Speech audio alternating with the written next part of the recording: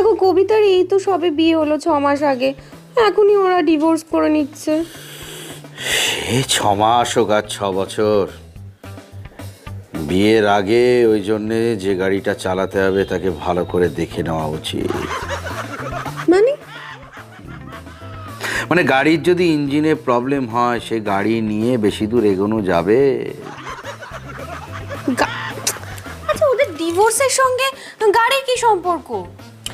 না, আসলে ব্যাপারটা হলো কি জানো তো, জীবন আর এই যে জীবন তার মধ্যে সম্পর্ক সবটাই হচ্ছে গাড়ি। আবার গাড়ি? আরে বাবা, ব্যাপারটা বুঝিয়ে বলো, গাড়ির সঙ্গে ডিভোর্সের সম্পর্কটা কি? এই দেখো, সেটা হচ্ছে গাড়ি যদি ঠিকঠাক মাইলেজ না দেয়, গাড়ি যদি গিয়ার চেঞ্জ না করে, গাড়ি যদি ঠিক সময় স্টার্ট না নেয়, গাড়ির যদি পিক আপ না থাকে, তাহলে গাড়ি শেষ, সে গাড়িকে নিয়ে চালানো যাবে না।